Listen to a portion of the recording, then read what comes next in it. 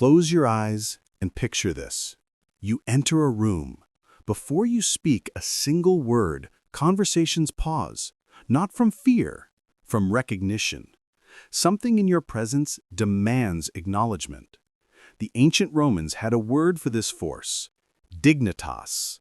Not dignity as we weakly define it today, but accumulated personal authority so powerful that it preceded your physical body into every space you occupied.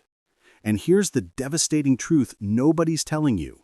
You're shattering yours right now, today, through 4 specific fractures so normalized in modern life that you don't notice the destruction until you wake up completely powerless, working twice as hard as others, yet earning half the respect.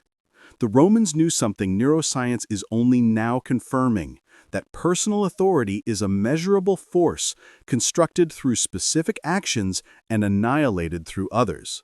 It explains why 2 people with identical credentials get violently different treatment. One radiates dignitas, the other bleeds it invisibly. You're about to discover exactly where your authority is fracturing, how the damage compounds, and the Roman protocol to reconstruct it from nothing.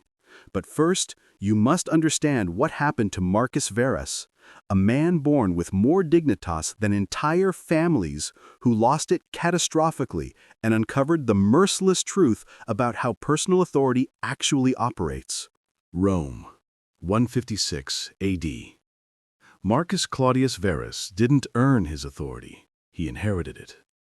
Son of Senator Gaius Verus, grandson of a consul, his family name carried weight that opened Senate doors and silenced objections before they formed. By age 24, he'd never been dismissed, never been interrupted, never experienced what it felt like to speak and have nobody listen. His dignitas was so concentrated that when he entered the forum, merchants would stop haggling to acknowledge him. Not servility, instinctive respect. This man matters, their bodies communicated before their minds caught up.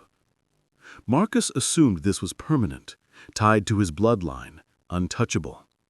He was catastrophically wrong. His father had taught him the fundamentals. Keep your word absolutely. Suffer no disrespect from any man, regardless of rank.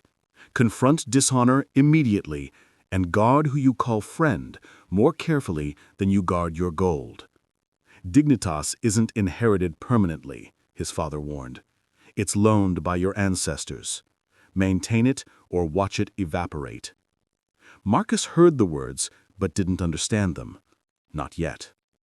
Then his father died. Within weeks, Marcus noticed something subtle.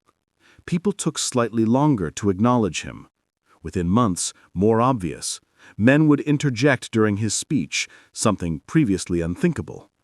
Within 6 months, catastrophic. He'd speak in Senate gatherings, and senators would continue their private conversations as though he hadn't spoken. His words had become ignorable. He was still Marcus Verus, same intelligence, same education, same bloodline, but his presence had become transparent. He'd cross the forum, and nobody would pause anymore. The magnetic field that once preceded him had vanished. Desperate and confused, Marcus sought explanation from Cassius the Elder, a retired general known for understanding forces invisible to common men. "I've lost my authority," Marcus confessed. "My name means nothing now. They dismiss me like I'm nobody." Cassius studied him with ancient eyes. "You didn't lose your dignitas, boy. You bled it. Through 4 fractures you didn't know existed. And now you'll learn what your father tried to teach you, that personal authority isn't inheritance, it's architecture. And yours has collapsed." Cassius made Marcus recount every decision since his father's death. As Marcus spoke, the general identified 4 fractures, behaviors so subtle Marcus hadn't recognized them as destruction, yet so devastating they demolished his entire presence. "Listen carefully," Cassius commanded. "These 4 destroyers are why competent men become invisible while fools command rooms." Fracture 1, the broken oath. You promised your father on his deathbed you'd protect your sister's marriage prospects from that Greek merchant son. Said he was unworthy of your family line. 3 months later, you approved the marriage to gain the merchant's trade connections. Marcus protested, "That was pragmatic strategy." "That was oath-breaking," Cassius cut him off. "Every time you break your word, to others, to yourself, to the dead, you fracture Dignitas. Doesn't matter if nobody knows, you know, and something in your presence communicates betrayal. People feel it without understanding why. Your authority becomes questionable at a level beneath conscious thought." Fracture 2. The tolerated insult. Cassius continued. "That banker, Lucius, he mocked your trade judgment in front of clients. You laughed it off, called it friendly banter." Marcus remembered. "I was being mature, not petty." "You were training people to disrespect you," Cassius corrected. "Romans with dignitas suffer no public dishonor. Not because of ego, because allowing disrespect teaches everyone watching that you're dismissible. One tolerated insult becomes permission for 10 more. Within months, you're invisible." Fracture 3. The avoided confrontation. "Your business partner was embezzling," Cassius stated flatly. "You knew for months. You delayed confronting him because the timing wasn't perfect, because maybe you were wrong, because confrontation felt uncomfortable. Every day you knew the truth and failed to act, you told yourself, 'My truth doesn't matter. My instinct is worthless. I am weak.' Your dignitas heard that message and agreed." Fracture 4. The loyalty misplacement. "You kept friendship with Gaius after he dishonored his wife publicly, after he broke contracts, after he showed himself void of dignitas. You thought loyalty meant standing by friends regardless. It doesn't. Dignitas transfers between people. Keep company with the honorless, and yours drains into them like water seeking lower ground. They don't even do it consciously. They're empty, you're full. Nature fills the void." Marcus sat devastated. 4 fractures. 4 behaviors he'd rationalized as mature, strategic, kind. Each one had been authority hemorrhaging invisibly until his entire presence collapsed. Cassius wasn't finished. He needed Marcus to understand something more dangerous than the fractures themselves, how Dignitas moved between people, and why certain relationships destroyed you regardless of intention. "Dignitas isn't locked inside you," Cassius explained. "It flows. When 2 men of strong Dignitas interact, both strengthen. Their combined authority elevates each. This is why great generals surrounded themselves with honorable officers, not just for skill, for Dignitas amplification. But when a man with depleted Dignitas encounters someone full of it, nature seeks equilibrium. The empty one doesn't consciously drain you, they simply hemorrhage your authority through proximity. Like standing next to a frozen man transfers your warmth into him whether you consent or not." Marcus understood with horrifying clarity why certain friendships exhausted him while others energized him. How did his father identify these people? 3 signs, Cassius counted.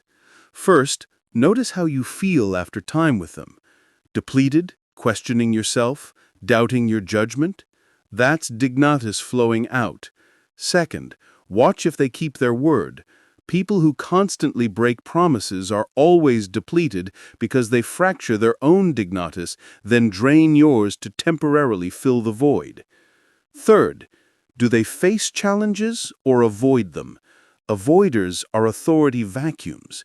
They've bled so much Dignitas through delayed confrontation that proximity to them feels like standing in a draining current.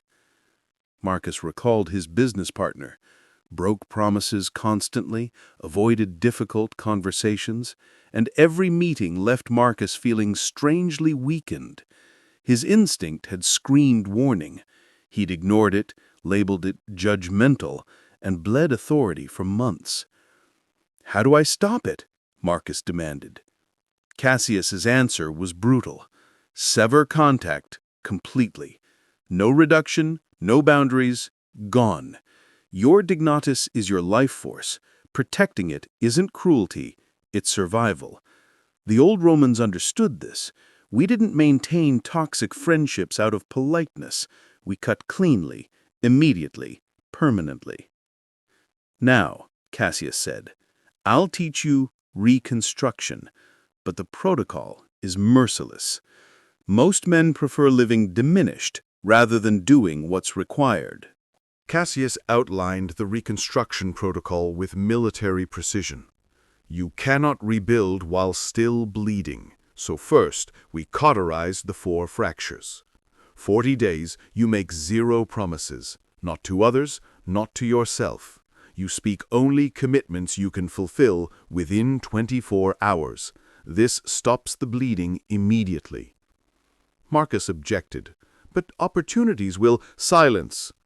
Every broken promise is a wound. Before healing, you stop creating new wounds.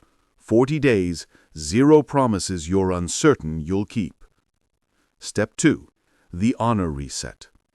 You will identify every tolerated disrespect from the past year. Then you will confront each one directly within 7 days, not to punish, to communicate that your threshold has changed.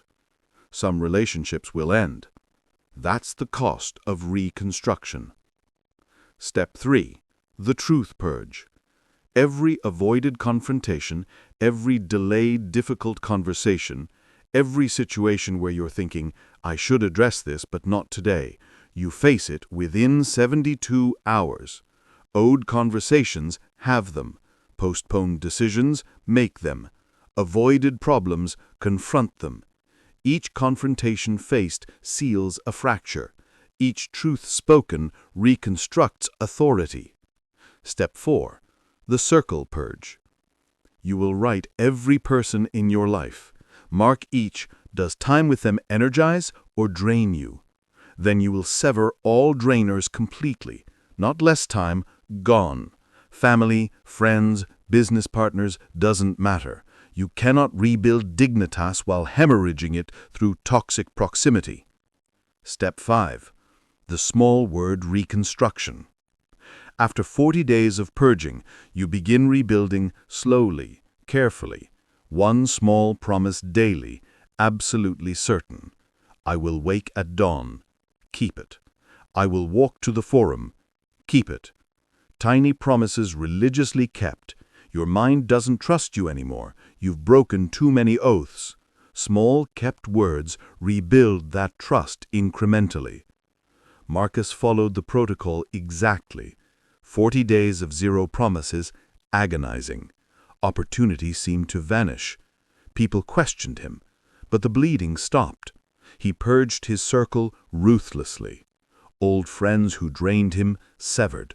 The embezzling partner, confronted and expelled. Even family members who treated him as their resource rather than respecting his boundaries. Contact ended. It felt savage. It felt lonely. But something shifted. The constant exhaustion began lifting. He confronted every avoided truth. The dishonored business arrangement? Addressed directly. The tolerated insults? Each perpetrator informed his threshold had changed. The delayed difficult conversations? Executed within 72 hours. Each confrontation felt brutal beforehand, liberating afterward, like circulation returning to a numb limb. Then came reconstruction. One small daily promise, kept absolutely.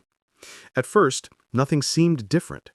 He felt ridiculous making and keeping tiny commitments while his reputation remained shattered. But around day 60, something extraordinary happened. A patrician he'd worked with years prior appeared at his home. "Marcus," the man said, "I don't know what's changed, but I needed to find you. I'm forming a new trade consortium, and every man I consulted said your name first. Said you're someone whose word means something." The opportunity wasn't massive, but it was solid. Marcus delivered flawlessly. His reputation began reconstructing. More opportunities followed, not because he marketed himself, but because people could feel the change. His presence had weight again. His words carried authority. When he made a commitment, people believed it at an instinctive level.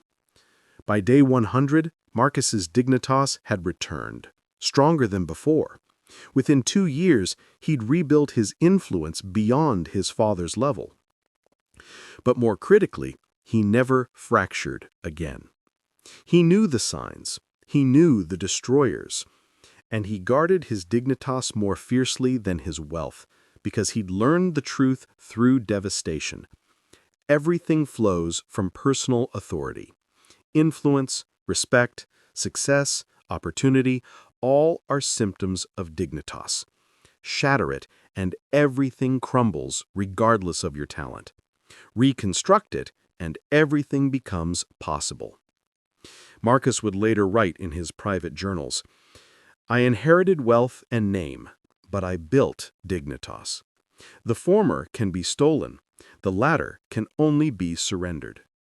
Most men surrender it daily through broken words, tolerated insult, avoided truth, and toxic loyalty, then wonder why the world dismisses them. They are not unlucky, they are not cursed. They are bleeding authority through fractures they don't recognize. The moment you see the fractures, you can seal them. The moment you seal them, you become undeniable. This is the Roman secret they stopped teaching. Your presence is your power, and you architect it with every single choice."